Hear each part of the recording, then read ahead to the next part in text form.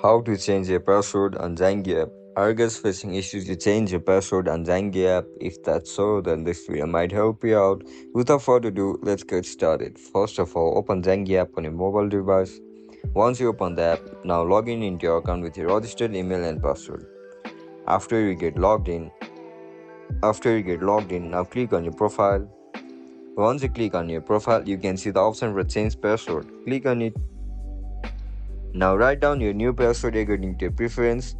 Make your password strong so that no one can steal it.